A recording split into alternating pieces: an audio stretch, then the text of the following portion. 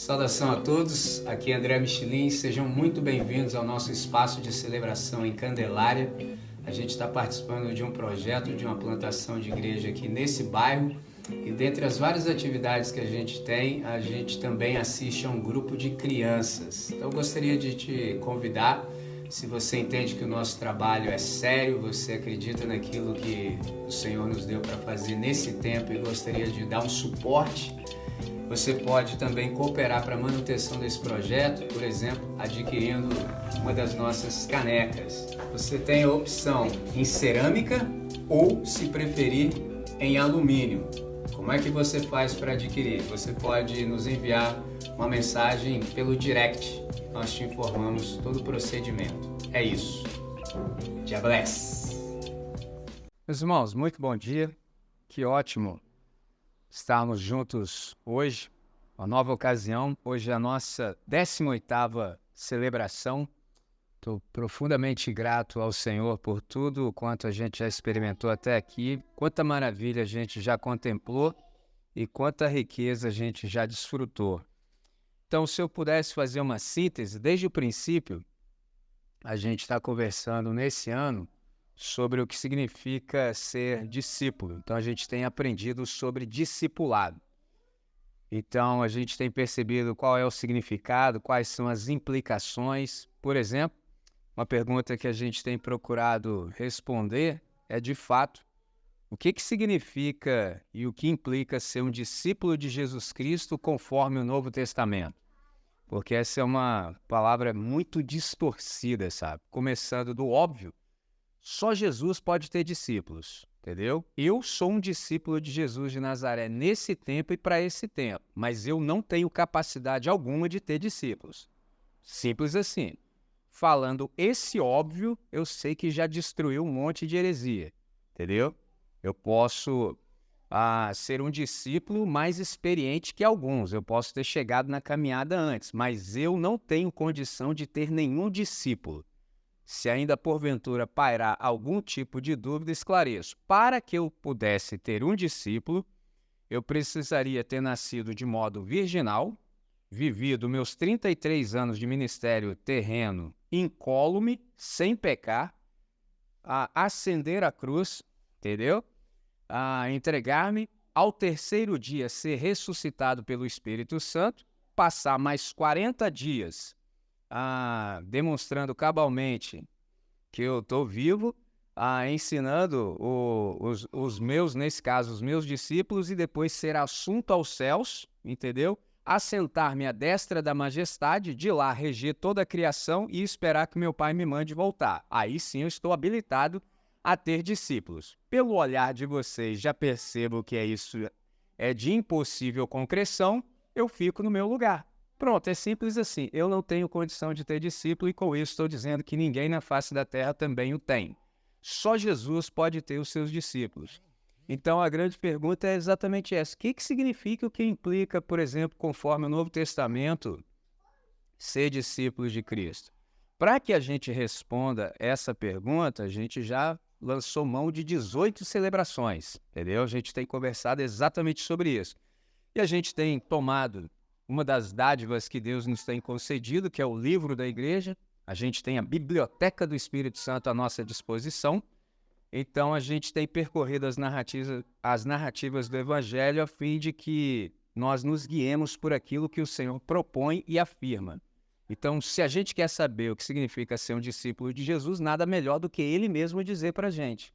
Então, o que é discipulado? Discipulado é seguir Jesus à sua maneira. Detalhe, seguir o Jesus do Evangelho, ainda tem isso também, entendeu? Porque quando eu falo Jesus de Nazaré, isso significa muita coisa. Porque se eu tivesse dito Jesus de Jerusalém, aí era outra coisa. Aí, por exemplo, muitas práticas odiernas, por exemplo, que os coaches deitam e rolam, teriam justificativa, porque é Jesus de Jerusalém, entendeu? Centro religioso, etc, etc. Mas como é Jesus de Nazaré, um lugar que, assim, no máximo vivia 40 pessoas, gueto total, favela, aí já quer dizer muitas outras coisas também. Por exemplo, algumas práticas da igreja que está no Brasil são absolutamente insustentáveis se você for um discípulo de Jesus de Nazaré. Você precisa dar muitas explicações, entendeu? Mas a gente ainda vai conversar mais sobre isso, entendeu? Salve no olhinho, galera, sacana. Entendeu? Então a gente segue Jesus, o Jesus do Evangelho e a sua maneira. Por que é assim? Porque ser um discípulo de Jesus é aprender com Jesus a ser como Jesus. Então você aprende de Jesus, com Jesus, sobre como ser como Jesus. Então, ser discípulo de Jesus é andar no caminho de Jesus, com Jesus e do jeito de Jesus. Olha que coisa interessante. Só ele para conseguir fazer isso. Por isso que ele diz, eu sou o caminho e a verdade e a vida. Ninguém vem ao Pai senão por mim. Isso é magnífico. Por exemplo, infelizmente, a maior parte das pessoas foi evangelizada nesses termos. Aceite a Jesus para que quando você morra, você vá para o céu. Ponto. O que isso significa? Que não há nada para você fazer exatamente agora no sentido de aprender a viver do jeito que se deve viver, porque te passaram um projeto de morte. Aceite a Jesus para que quando você morrer, você vá para o céu. Beleza. Agora, fala isso, por exemplo, para um adolescente, para uma criança. Não faz sentido algum. Nenhum. Por quê? Porque na mente dele, afetado pelo pecado e a presunção que toma conta do coração, você pensa, mas eu não vou morrer por agora. Quem te falou que não? Mas a sua presunção não te deixa pensar assim.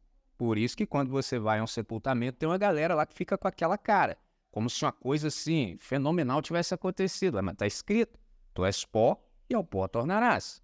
Duas informações, está faltando uma. Qual a nossa Constituição e o que vai acontecer? O que a gente não sabe é quando e como. Pode ser a qualquer momento. Se pode ser a qualquer momento, não posso viver de qualquer maneira. Porque numa dessas horas eu vou ser convocado à eternidade, eu não posso chegar de qualquer maneira. Então isso não faz sentido e não é essa a proposta do Evangelho. Jesus disse, eu vim para que vocês tenham vida e a tenham em abundância. Isso é a proposta do Evangelho. Então quando você consegue compreender isso, você entende que de fato, eu sou o caminho. Muito mais do que um destino final, Jesus é um modo de se vir ao Pai. Salvação não é morrer para o céu. Salvação é ter o seu relacionamento restabelecido com o Pai. Olha que coisa fantástica. Eu sou o caminho, e a verdade, e a vida. Ninguém vem ao Pai. Se Jesus pensasse com as categorias evangélicas, ele diria, ninguém vai ao Pai. Ele não disse isso, ele falou, ninguém vem.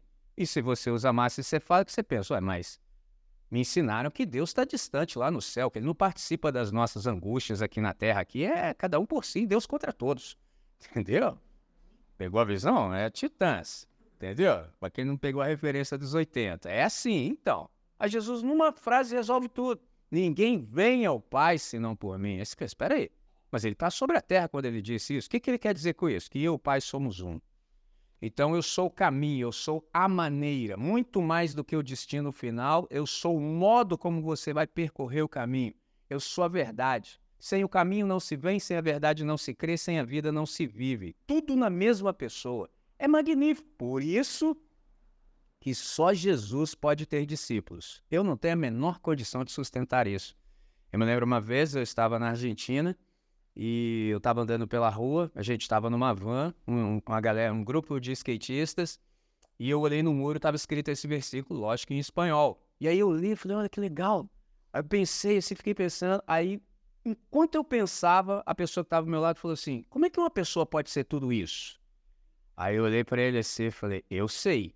Só que como eu estava em outro país, a maneira de pensar é diferente e eu não conseguiria falar nem metade do que eu disse a vocês em outra língua que eu não domino.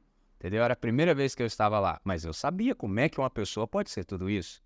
E a pessoa que disse não tinha a menor ideia de quem é Jesus de Nazaré. Por isso disse o que disse.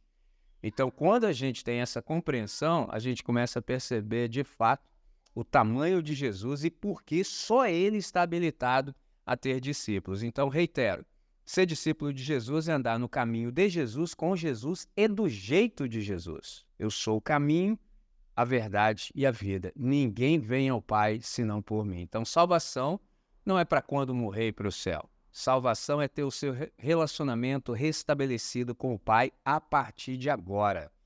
O que é necessário para que a gente ande com Jesus no caminho de Jesus e do jeito de Jesus? Para a gente ser parecido com Jesus. Se a gente quer ser como Jesus, a gente precisa, sim, passar um tempo habitual conversando com o Pai e ouvindo a sua palavra. O nome que a gente dá para isso, além de relacionamento, é um relacionamento devocional, entendeu? Precisamos desse tempo habitual. Quando a Natália veio aqui, ela disse que tinha convicção de que nós fazíamos isso, entendeu? E a gente não pode trair essa convicção, entendeu? A gente precisa de... Já pensou? Fica feio para nós, entendeu? Então a gente precisa desse tempo de relacionamento em que a gente conversa com o Pai e também ouve a sua palavra. Então o discipulado nessa ótica é um modo de mergulhar no conhecimento experiencial do Senhor. Me lembro que no último encontro eu disse a vocês, num dado momento, que ninguém vai além do seu Deus. Quando eu pronuncio Deus, não sei como chega aos seus ouvidos, não tem como você distinguir. Só que aqui eu estou dizendo Deus com letra minúscula. Não é o Deus Pai de nosso Senhor e Salvador Jesus Cristo. Então ninguém vai além do Deus que adora. Com isso eu quis dizer que todo ser humano é um adorador. Isso está em nós. Ou você adora o Deus verdadeiro, ou você vai adorar outra coisa. Por isso que o mandamento é: amarás o Senhor teu Deus sobre todas as coisas. Olha como é que é interessante quando você lê bem isso. Olha, entendeu? Porque se você não adorar o Deus verdadeiro, você vai ficar no time daqueles que adoram coisas. Então esse é o ponto. Ninguém vai além do seu Deus. Então aqui a gente percebe o quão necessário é conhecermos com profundidade e intimidade o Senhor. Porque nesse relacionamento de discipulado, a gente entra num processo mimético. E você me pergunta, o que é isso?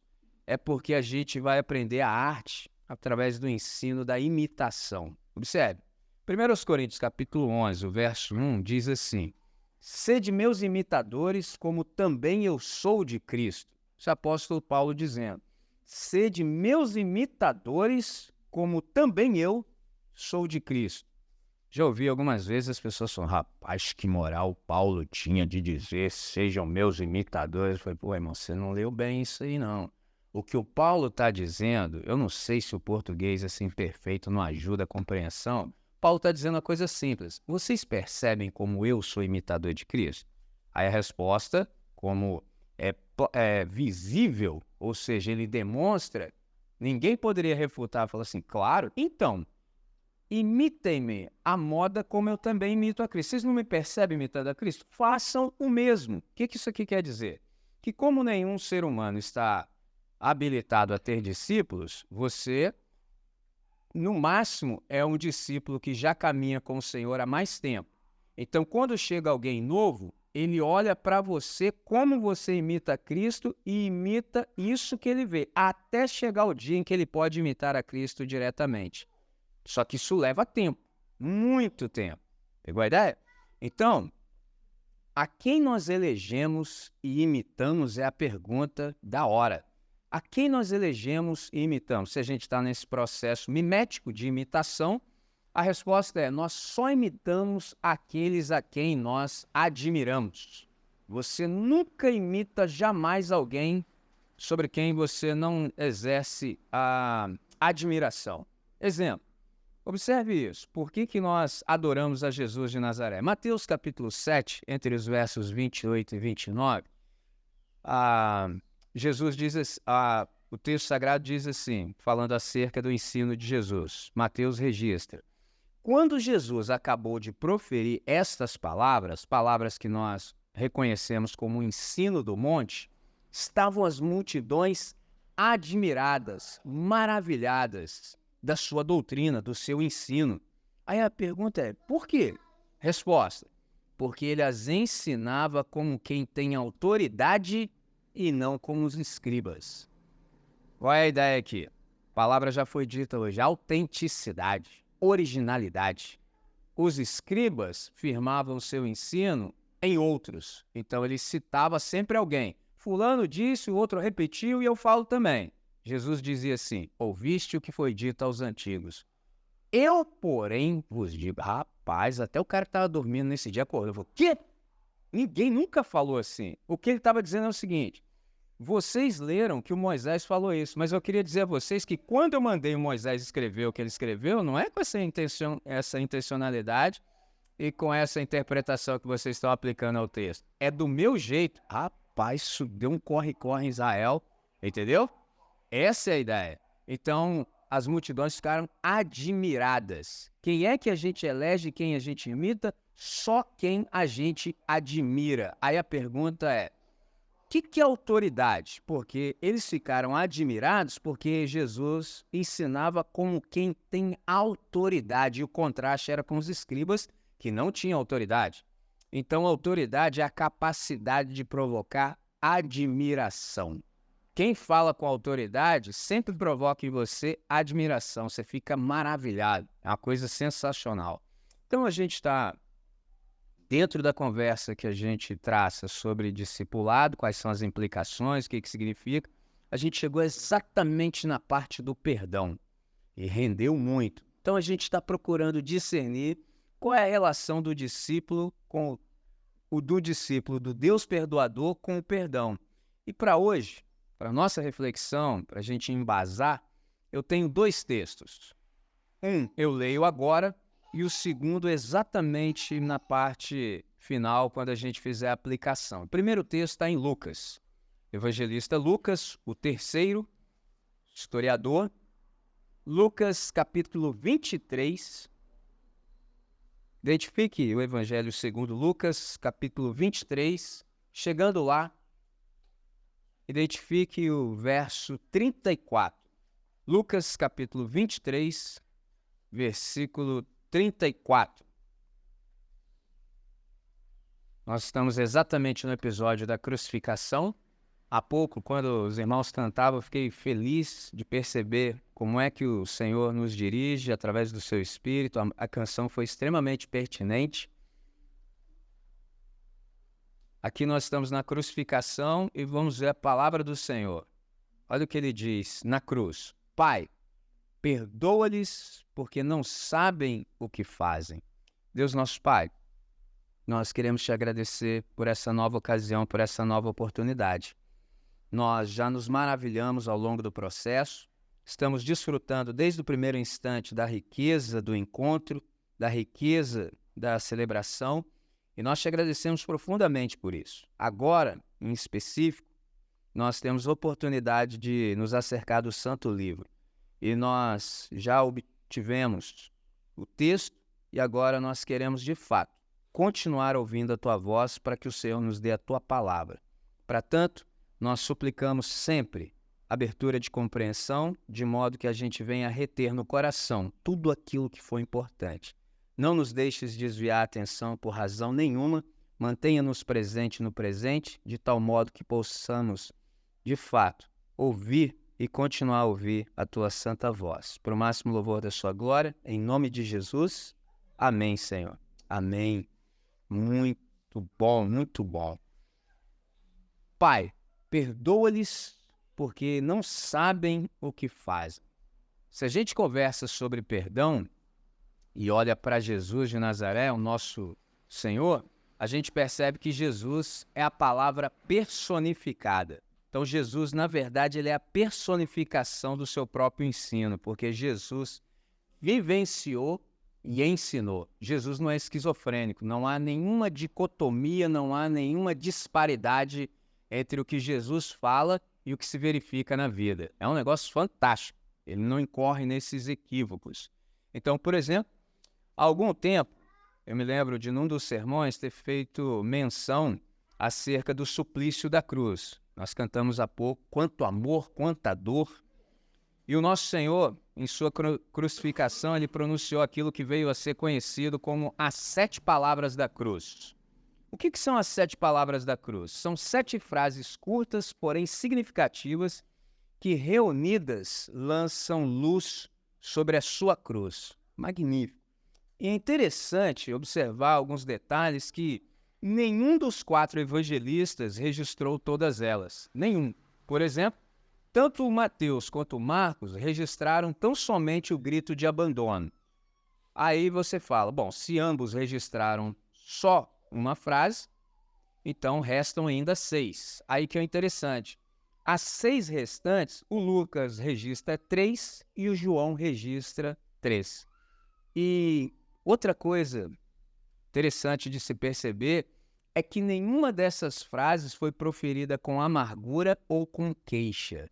Jesus poderia, por exemplo, naquele momento de angústia, se queixar e deixar transparecer algum tipo de amargura. Isso não aconteceu.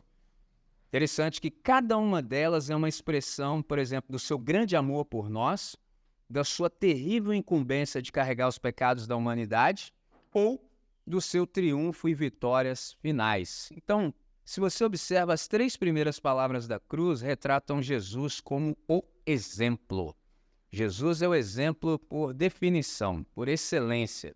E quando a gente precisa conversar acerca de perdão, a gente precisa ter Jesus como nosso modelo máximo.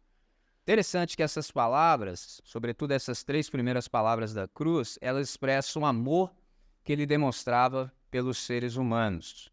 Versículo 28 do mesmo capítulo de Lucas, ele diz assim: não chorem por mim. Interessante que a primeira vez que eu li o Evangelho com mais consciência, na hora sim eu pensei, eu acho que bem uma canção foi inspirada nessa frase, não chorem por mim, no woman no cry, entendeu? Mr. Bob Marley. Falei, é daqui que ele tirou a ideia então, rapaz. Pegou a visão? Aliás, aproveitando o ensejo, se um dia você tiver essa curiosidade, pegue um reggae roots jamaicano e veja o quanto de Bíblia há nas letras. E depois você pega uma música gospel de hoje, você vai ver. Que tosqueira, entendeu? É pobre do ponto de vista filosófico, entendeu? Pobre do ponto de vista filosófico, paupérrimo do ponto de vista teológico e erradíssimo do ponto de vista linguístico. É tudo ruim. Traça um paralelo com sertanejo raiz, sertanejo. É tenso, né? Tem nada, entendeu? Parece um roqueiro, que troço doido, né? Pega um Tonico e Tinoco, entendeu? Não é? Tonico e Tinoco. Maneiro, é outra coisa. Olha lá, gostaram, não? Gostaram? Ih, tem vários, mas eu não vou entrar nessa seara, não. Não. Sim, entendeu? Milionário José Rico. Ó, o visual do cara é pesado. Eu nunca vi uma coisa... nem os caras do rap ostentação. Cara, camisa abotoada só no primeiro botão de baixo. Entendeu? Tem nada desse negócio de abotoar a camisa. Para não falar que tá desabotoado, o cara botou só no primeiro de baixo. Camisa social, entendeu? Outra pegada. Cara, 500 cordões, entendeu? Anel em todos os dedos, 2 pra cada. É outra pegada. Milionário José Rico. Não é outra pegada? Entendeu? Mas é isso, eu penso que ele se inspirou exatamente no verso 28. É interessante que Jesus diz, não chorem por mim. Interessante. E ele também não chorou por si mesmo. Ele, por exemplo, não se entregou à autopiedade por causa da sua dor, da sua solidão, da sua angústia, nem por causa da flagrante injustiça que ele estava sendo cometida contra ele. Na verdade, ele não pensava em si mesmo, ele pensava tão somente nas pessoas. Note que nada restou de Jesus para que fosse doado, porque uma pessoa me ouvindo, sempre quando eu cito Mateus 8, quando diz que as raposas têm os seus covis, as aves do céu os seus ninhos, vírgula, conjunção adversativa, mas o filho do homem não tem onde reclinar a cabeça. O que ele está dizendo? No sentido menos profundo, eu sou morador de rua. O sentido mais profundo é que a minha palavra nunca encontra um espaço para que ela possa repousar. É isso que ele está falando. E aí uma pessoa me falou assim, mas isso aí assim, é metafórico ou é real? Eu falei, real, irmão. Você acha que os caras não conseguiram andar com Jesus por quê? Entendeu? Porque ele não tem casa. Ué, se eu me torno discípulo dele, eu fico como? Sem casa também. E ficar sem casa também, assim, coloca você no time daqueles que dependem 100% de Deus. Isso não é um negócio fácil. Tanto não é fácil que o Pedro resolveu fazer um part-time. Eu pesco de manhã, depois eu vou para a aula de Jesus, pô. Eu tenho que garantir o meu aqui, porque como é que fica? Minha sogra mora comigo. Entendeu? Você convencer a sua esposa de que você vai deixar tudo para andar com o barbudinho, você pode até emplacar. Eu quero ver você convencer sua sogra, irmão. Entendeu? Você acha que o Pedro estava, pô, é um negócio difícil, irmão. Aí eu respondi isso pro irmão. Então Jesus não tinha absolutamente nada além, por exemplo, não sei, eu vim da roça, então entendo essa gíria, a roupa do corpo. Chegou na hora do vamos ver, até a roupa do corpo os caras tomaram dele. Entendeu? Porque ele tinha uma túnica que a gente dá o nome de inconsútil. O que é uma túnica inconsútil? Que não tem costura. O negócio era lindo. Entendeu? Isso, uma peça só. E aí o pessoal foi e lançou sortes. Só que aí, por exemplo, você já pode ter visto assim uma cruz com o Cristo crucificado e tem um detalhe ali que não deveria ter, que atrapalhou tudo. Por exemplo, ele foi crucificado absolutamente nu. Foi para ser envergonhado. Só que nesse negócio da gente querer ajudar Deus, a gente só faz besteira. Aí foram lá, no pudor, colocaram um paninho.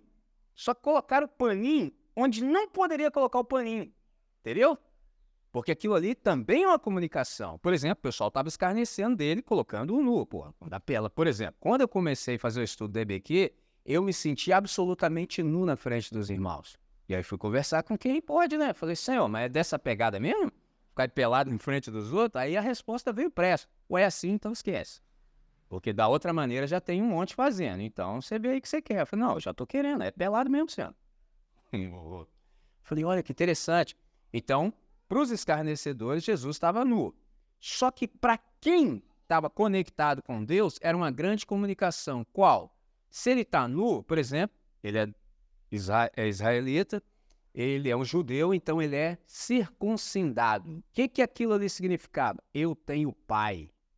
Pegou a visão? Por exemplo, o Davi, quando foi enfrentar o Golias, ele, vendo aquela situação, todo mundo cheio de medo, ele falou assim, quem, pois, é esse incircunciso para afrontar o Deus de Israel, as tropas do Deus dos exércitos? Tá louco? Ou seja, ele nem tem o sinal do pacto, isso aí vai acabar hoje. Pegou a visão? Então, Jesus lá nu, tinha nele um símbolo que demonstrava que ele tinha pai. Eu não tô sozinho nisso. Aí a gente foi lá e colocou o paninho. Aí estragou tudo. Perdemos a comunicação, tá vendo? Tudo é comunicação. Por isso que a gente precisa sempre se aproximar desconfiado do texto, que é alguma coisa que a gente ainda não percebeu. Então Jesus não tinha absolutamente nada para que fosse doado.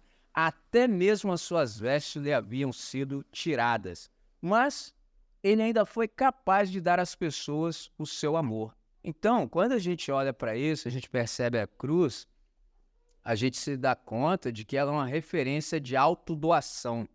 Então, na cruz, Jesus demonstrou todo o seu interesse pela humanidade e, sobretudo, por aqueles que o crucificaram, pela mãe que o carregaram no ventre e pelo ladrão arrependido que estava morrendo bem ao seu lado. Então, com isso, eu acabei de colocar em ordem as 3 primeiras palavras que ele pronuncia exatamente na cruz. Agora, o surpreendente é que a primeira coisa que Jesus faz, nesse momento de extrema dor, angústia, é uma oração pelos seus executores. E eu já disse a vocês no outro encontro o quanto era difícil pronunciar alguma palavra crucificado. Extremamente difícil, extremamente difícil. Só para você ter uma ideia leve assim, se no seu bairro tiver uma quadra, fique pendurado na quadra por um tempo. Só pendurado, entendeu?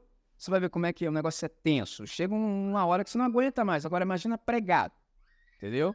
Tanto pelos tornozelos, provavelmente, quanto pelos pulsos. Horrível. Então a primeira palavra de Jesus foi uma oração pelo perdão dos seus executores.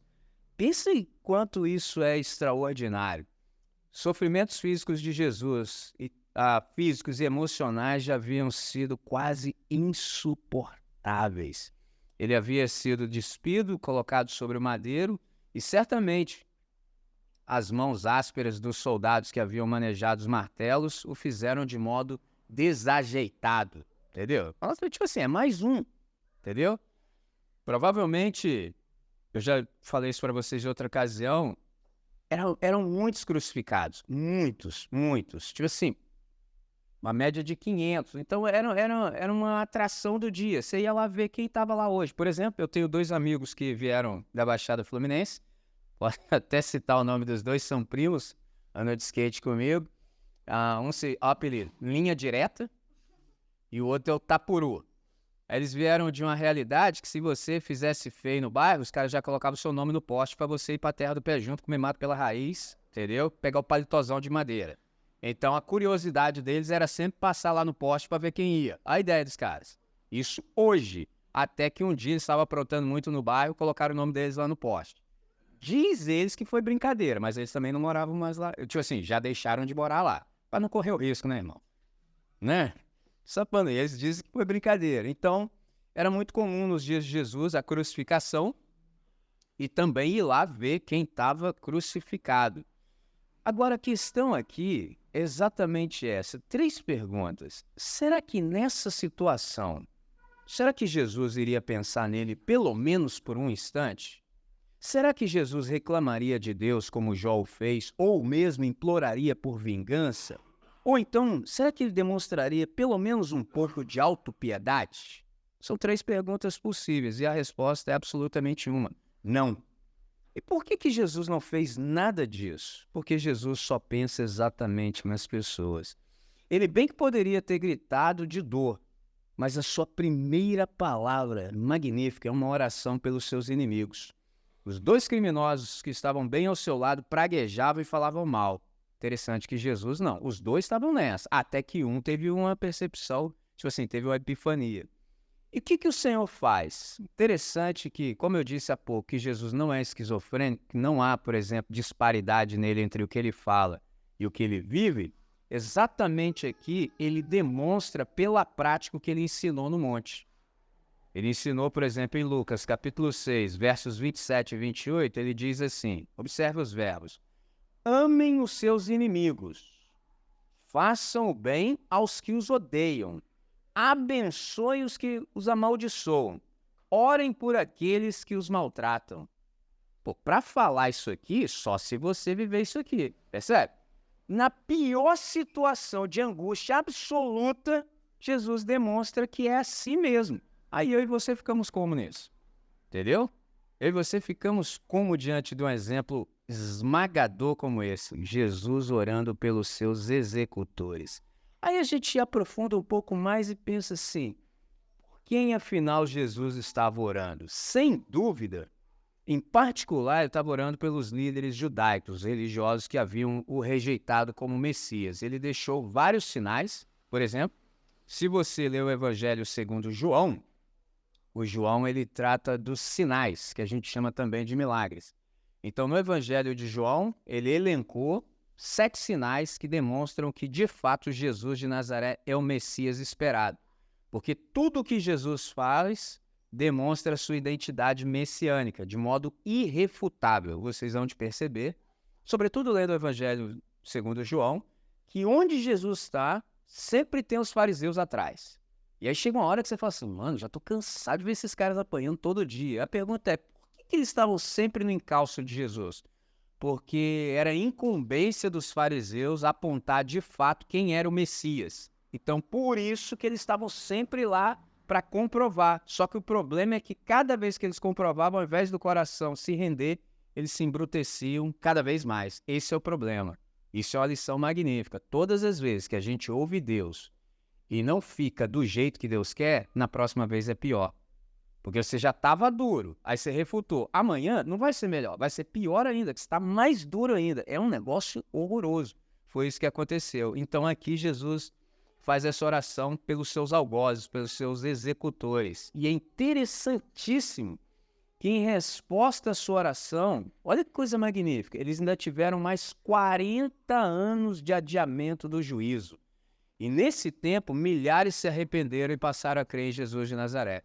Então, quando a gente lê o livro de Atos, a gente percebe isso. Receberam mais 40 anos, porque somente no ano 70 o juízo de Deus caiu sobre a nação e foi quando Jerusalém foi tomada e o seu templo destruído. Isso foi tão sério que alguém imaginou que havia ouro dentro das pedras e moeram as pedras. Entendeu? Os caras acharam que tinha ouro lá dentro, reduziram tudo a pó. Porque Jesus falou, não. Os caras estavam admirados, os discípulos. Nossa, que construção magnífica, que obra arquitetônica. Aí Jesus fala assim, então, preciso dizer a vocês que aqui não vai ficar pedra sobre pedra. Isso é tão sério que hoje, quando você vê na TV, o que você vê no lugar do templo? Tem a Mesquita de Omar. O dia que um judeu ousar pisar lá da Terceira Guerra Mundial, É um insulto para os muçulmanos. Lá tem a Mesquita de Omar, exatamente no lugar do templo. No lado de cá, tem um muro que é chamado das Lamentações. Por que Lamentações? Porque eles estão lamentando não ter mais o templo. Pegou a visão? E agora responde para mim. E como é que eles vão construir um novo templo? Entendeu? Porque sem o templo não se pode fazer sacrifício. E como é que vão construir um novo templo, sendo que a Mesquita de Omar está lá? Não tem como, né? Tá vendo? E aí, por isso que eles se lamentam no muro. É a única coisa que restou, porque o resto foi tudo reduzido a exatamente pó. Então, quando a gente conversa sobre isso, que Jesus, de fato, é o nosso exemplo, qual é a aplicação de tudo isso para o nosso coração como discípulos que somos? Me lembrei de um irmão extremamente minucioso, pensador, magnífico. O nome dele era Martin Lloyd-Jones, era um britânico. E ele disse assim, ser crente não é fazer uma coisa de crente. Ser crente é ser. Por isso que eu sempre que posso eu digo, irmãos, o nosso chamado é para ser. Então, Jesus é o nosso modelo. Jesus é o nosso exemplo. Nós estamos andando com ele no caminho dele para ser como ele, do jeito dele. E como é que isso pode se efetivar em nós? Aí, sim, agora é hora de lermos o segundo texto. Efésios, texto de Paulo aos Efésios, capítulo 4, verso 32, eu leio essa parte. Nosso chamado é para ser. Ser crente não é fazer uma coisa de crente, é ser. Observe como o texto. Sede bondosos e tende compaixão uns com os outros, perdoando uns aos outros, assim como Deus vos perdoou em Cristo. Que coisa magnífica. Aí você pergunta, bom, o parâmetro já está estabelecido. Eu sou adorador do Deus perdoador, vi isso sendo manifesto na cruz do Calvário e sei que eu devo ser assim também. Esse é o meu chamado, essa é a minha vocação. Sede bondosos, tende compaixão uns com os outros, ou seja, em mutualidade, perdoando uns aos outros. E olha o modelo. Assim como Deus vos perdoou em Cristo. Aí você pergunta, e quem não perdoa? Sempre fica esse resquício no ar. E quem não perdoa? Só não perdoa, por exemplo, quem nunca sondou as profundezas da sujeira do próprio coração. Esse tem por exemplo, uma desculpa para não perdoar. Você só não perdoa quando você não sabe quem você realmente é.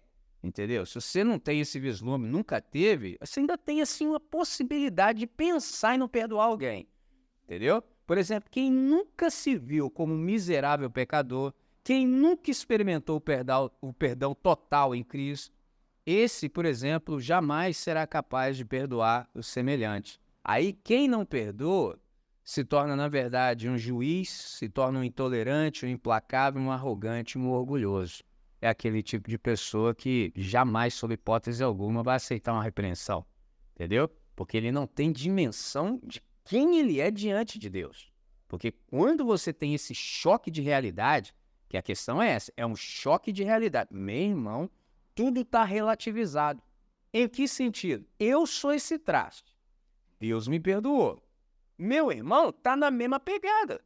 Como, pois, não perdoaria, sendo que eu desfruto do perdão total? Não é um perdão parcial, não é um perdão parcelado, não. É total. Quando Deus olha para mim e para você, ele vê a justiça de Cristo imputada sobre nós. Isso é magnífico.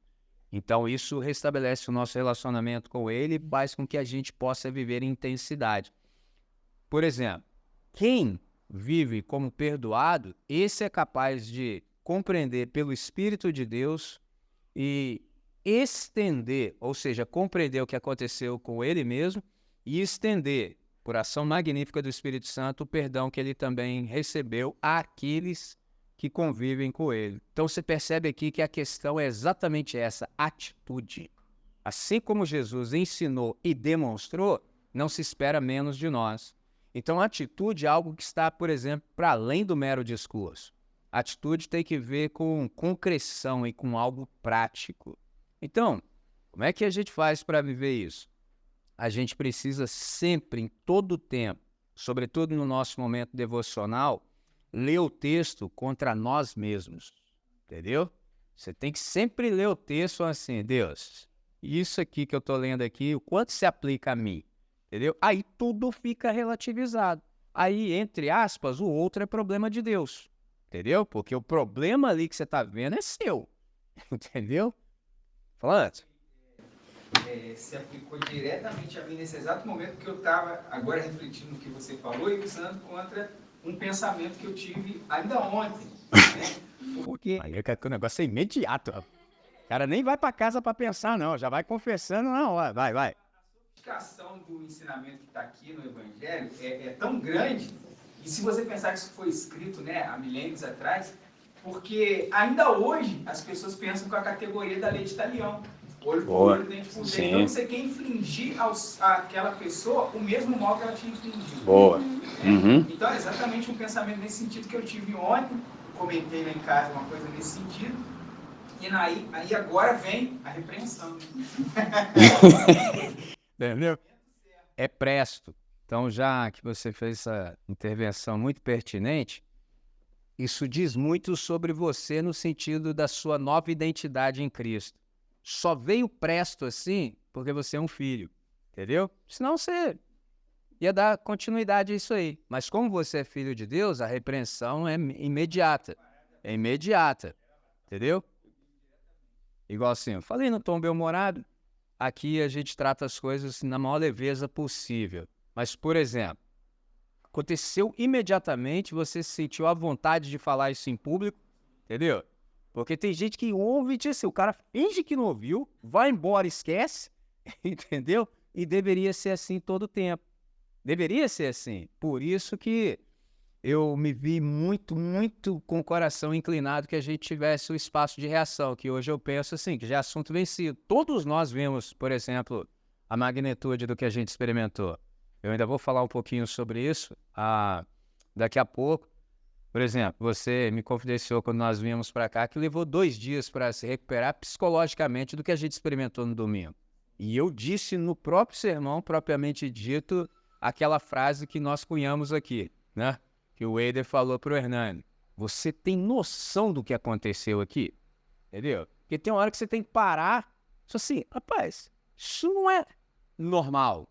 É normal conforme os padrões de Deus. Por exemplo, essa reação que você fez teve agora, dentro do reino de Deus, é o esperado, entendeu? Era para alastrar, assim como alastrou domingo passado, entendeu? Alastrou domingo passado. Começou um puxa daqui, eu falei, caramba. Aí teve um momento aqui que eu olhava assim e pensava assim, Deus, como é que isso tudo começou?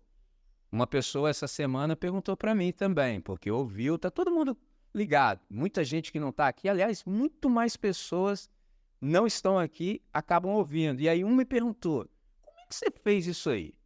E eu entendi que ele estava dizendo assim, mas como é que você sabia que você tinha que dizer isso? Aí eu falei assim, sensibilidade, entendeu? Com toda honestidade no meu coração, sensibilidade, eu preciso estar atento.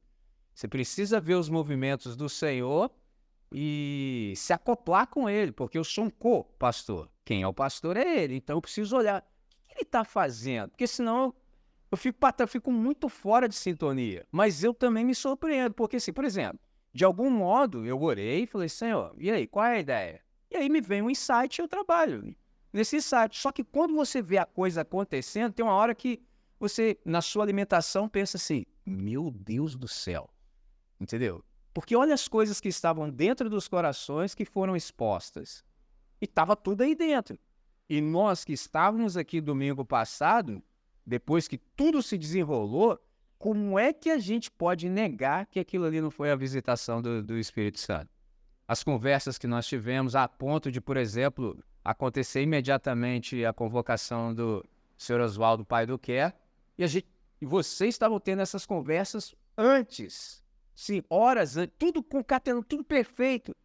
Então, como que não atribui isso ao Espírito de Deus? E ainda acrescentando um testemunho do que ocorreu essa semana, ontem, na sexta-feira meu pai me ligou.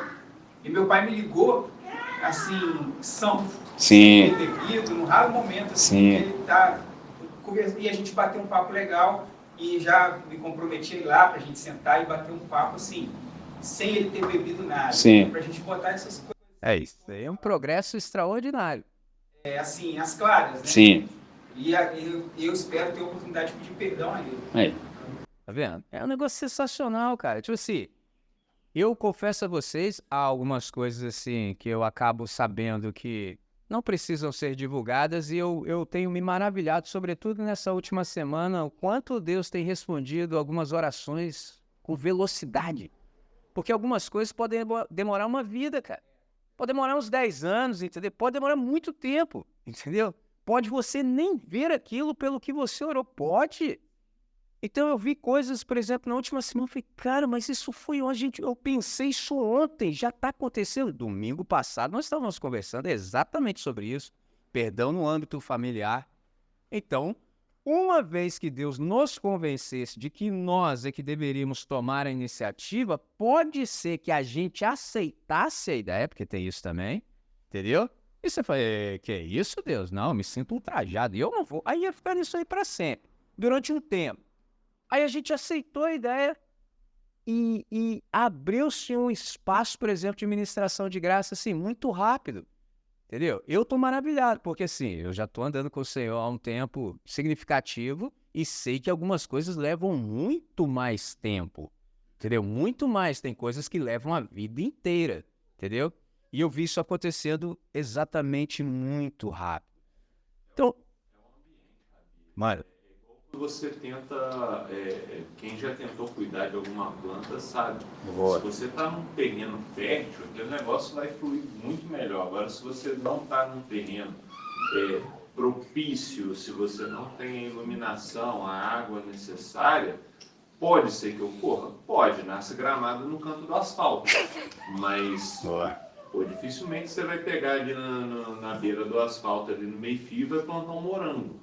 Entendeu? Mas se você tem um solo mais fértil, se você tem um solo preparado com os nutrientes necessários, com a água necessária, com a incidência de luz solar necessária, o que para algumas plantas é muito, para outras é menos. Sim, então, sim. para cada tipo de planta, Aqui havia uma adequação. toda uma ambientação. Da mesma forma que aqui a gente está soltinho igual hoje primeiro. Então a parada está fluindo. Entendeu? Aleluia. Vem a possibilidade. um dia desse eu estava tendo uma conversa assim de mentoria, eu chamo de amizade espiritual, estava conversando com o seminarista, né, cara? Aí tava falando isso, o contrário disso, que a gente aqui tá pedaço do céu. Aí o cara, pô, pastor, preparei aquela palavra, estudei, pô, fiz o melhor. Aí eu me empolguei e falei assim, aí você jogou a semente, já pegou na quina da pedra. Pô, nós dois, caramba, acabou até a conversa. Mano, eu te rio até chorar. Pô, que você se prepara, você prepara da maneira. Aí na hora de semear, velho, você jogou, pegou na quina da... Você, poxa, irmão. Entendeu? Por isso que eu tô maravilhado, cara. Eu tô maravilhado. Eu falei com o Gans também na viagem de volta. Tem uma música do Peter Tosh, chama Stop the Train. Aí tem uma hora, pô, o instrumento de Deus é o baixo, né, cara? Aí tem uma hora que para, velho, só fica o baixo e a voz, cara. E aí ele fala a melhor parte da canção, que ele fala que ele já tá há tanto tempo tentando educar os caras que não querem aprender.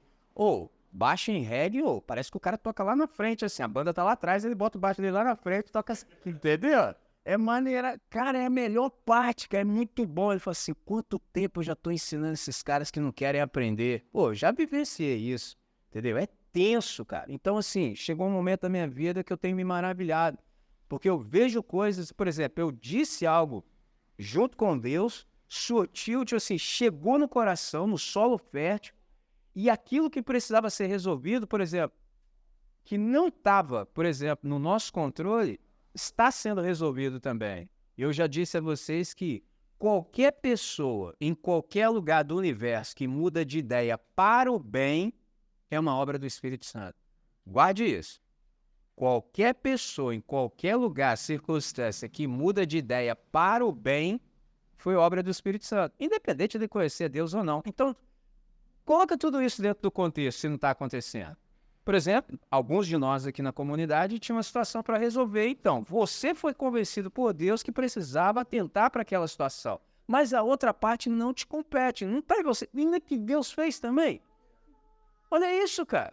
Aí você vai chegar lá, ó, concomitante, na hora exata. Cara, vai ser lindo esse negócio. Isso é maravilhoso. Por isso que a gente precisa aproveitar as oportunidades, por isso tem que estar ligado, concatenado. Aí eu preciso dizer um amém, um glória a Deus, é o que o Elvis disse. O solo aqui tá bom, é intencionalidade, entendeu? É intencionalidade, todo mundo tá com o mesmo coração, tá todo mundo, por exemplo, anuindo a mesma ideia, todo mundo falando amém. E eu digo a vocês, sabe, daí pra frente eu não sei o que pode acontecer não, de bom, porque assim, isso é raro. Todo mundo fala assim, Deus, a partir de hoje é nós, tudo que o senhor falar, nós vamos falar amém. Rapaz, entendeu? Rapaz, porque assim, por exemplo, você pode estar no pior ambiente do mundo, sempre tem um crente lá infiltrado. Tem. E eu tô falando, o pior ambiente do mundo é aquilo que ainda se chama igreja hoje, infelizmente. É nisso que tá na minha mente. Mas tem uns caras lá orando, cara, sempre tem, cara. Um dia desse aí eu fui num lugar que era pesado. Lugar pesado. Aí comecei a pregar, o camarada estava atrás de mim, o chefe. Aí tudo que eu falava, a igreja se voltava pro cara para ver se ele confirmava. E, pô, tava desagradável, sabe? Tipo assim, eu falava, Jesus é o Senhor, a igreja. Aí eu falava outra frase, a igreja. Ah, cara, aquilo foi me dando um mal-estar. Eu falei, não, velho, não pode. Aí fui fazer minhas orações internas e... Aí chegou uma hora que eu acho que ele deve ter se lembrado do tempo que ele era discípulo de Jesus. Entendeu? Porque depois ele ficou com a igreja de Jesus, expulsou Jesus, ficou para ele. Aí ele resolveu dar uns glória a Deus. No que ele resolveu dar uns glória a Deus, os crentes da igreja dele, porque assim, eu tava em outro ambiente, eu só escutava assim, vai falando aí, Deus, é desse jeito. Mano, eu fiquei até constrangido, cara. Porque o negócio tava punk. Aí eu já liguei lá o botão e falei, agora vai. Entendeu? Que eu percebi onde eu tava, entendeu? Então, todo lugar tem. Tem uma galera ali na resistência, entendeu? Sempre tem uma galera da oração, falando assim, Senhor, demove essa pedra desse púlpito, Deus, por favor, por amor a ti mesmo, entendeu? Aí nesse dia aprove a Deus fazer o negócio. Resultado, esse camarada pulou no mato, e eu tenho pregado nessa igreja, pelo menos aí desde 2008, entendeu? Continuamente, entendeu? Sempre os caras me convidam. Então, caminhando para o nosso término exatamente hoje, aqui e agora, quando a gente lê a Bíblia contra nós, que foi isso que vocês estavam fazendo exatamente enquanto eu estava falando, e o Anderson testemunhou, e o Elvis também, a gente percebe que há palavras aqui tanto estimulantes quanto também desafiadoras. E todas as vezes que a gente se dá conta de que leu a Bíblia contra si, a gente recebe uma crítica. E é interessante que crítica é colocar ou gerar uma crise, colocar alguém em crise. E crise eu gosto de ver como uma grande oportunidade de tomada de posição. Eu encaro crise assim, você está em crise? Então toma uma posição em relação a ela. Por exemplo, semana passada eu disse, diante de tudo aquilo que a gente conversou e o Espírito Santo nos deu, eu falei, ou a gente agarra isso agora ou larga de vez, entendeu? E aí a gente resolveu agarrar, e aí tá dando no que tá dando, entendeu? Porque ser morno numa questão dessa não tem condição, entendeu? Ou você larga de vez e fala, eu não quero saber mais disso não, mas também some no mundo, entendeu? É igual a gíria que eu gosto, pula de testa na espada, entendeu? A espada tá ali, você vai, crava, gostou, né? Entendeu? Mas não pode ficar no meio termo não, entendeu? Então, nesse sentido, 3 coisas são necessárias para nós, eu as falo e depois nós oramos. A gente precisa verificar a nossa própria condição espiritual diante do Senhor. Toda vez que a gente lê a Bíblia contra nós, a gente tem a oportunidade de fazer isso. Você lê e fala assim, Jeová, o negócio aqui tá esquisito para mim, hein? Eu já estava até, assim, encontrando um espaço de presunção no meu coração, achando que eu estava melhor, mas tá ruim, hein? Segundo, você precisa identificar as áreas, por exemplo, que você não tem experimentado o perdão de Deus, sobretudo no contexto familiar, entendeu? Aí você dá uma investigada e fala, Deus, tô precisando aqui te imitar aqui, porque não tá fácil. 3, você precisa viver a vida na completa dependência de Jesus de Nazaré, porque assim, quem leu a Bíblia contra si e tem um mínimo assim de compreensão, de bom senso, fala assim, mano, não dou conta. E a melhor coisa que pode acontecer é quando a gente se sente absolutamente impotente. Por quê? Isso abre exatamente o espaço de Deus ministrar a graça dele. Da gente fala assim, Deus, eu vou orar. Eu vou orar porque, assim, orar é para os fracos. Eu sou um. Orar é uma declaração explícita de dependência. Eu dependo absolutamente do Senhor. Não dou conta sozinho. Ou o Senhor faz, ou então não será feito. São essas três coisas que a gente precisa. Qual é a boa notícia do Evangelho para nós nessa manhã? É que o Evangelho ele nos empodera, entendeu? E aqui, quando eu uso essa palavra, não tem nada a ver com nenhum arcabouço ideológico. Não, estou falando que o Evangelho diz. Porque o Espírito Santo vem sobre nós e nos dá poder. Por que a gente precisa de poder para ser as testemunhas que Jesus quer e requer? Porque é impossível viver essa vida de acordo com o que a gente tem aprendido sem o poder magnífico do Espírito Santo. Então, o Espírito Santo ele nos empodera para que nós vivamos a contento dia a dia, em especial no contexto familiar. Porque em casa é que o negócio esquenta, entendeu? Todo mundo conhece seus pecados, e, fica tenso, é mais difícil. Pegou a visão? Então, a nova vida em Cristo ela é um eterno aprendizado. Por quê? Porque nós não sabemos viver conforme o novo status. A gente não sabe ainda viver como perdoados. Porque a gente ainda não conseguiu dimensionar, compreender a extensão da graça divina e do amor do Senhor que nós recebemos em forma de perdão, tanto pelo nosso pecado quanto pelos nossos pecados. Pecado era o nosso antigo status. Pecados é o que nós cometemos mesmo depois de ter sido perdoados. Então, a graça de Deus é que resolve. Então, a graça a gente sabe que é essa disposição divina em perdoar tanto o nosso pecado quanto os nossos pecados. Então, eu quero chamá-los para uma oração. Eu vim com o coração inclinado nesse sentido, diante de tudo aquilo que a gente cantou, de tudo que a gente ouviu na hora do devocional também. Eu queria chamar vocês para a gente ter um momento de oração. Então, eu vou fazer essa oração agora. A gente encerra esse momento e eu gostaria de entrar num outro momento com vocês, por mais que ele seja breve, mas eu entendo que ele é necessário, de nós intercedermos por algumas questões. Tem disso no coração, para a gente exercitar o ministério pastoral da igreja. E aí eu vou fazer essa oração agora e depois eu entro na outra parte. Deus nosso Pai, muitíssimo obrigado pela manhã de hoje. Obrigado por tudo quanto a gente conseguiu aprender. Obrigado pelas intervenções pertinentes que foram feitas enquanto eu falava em Teu nome.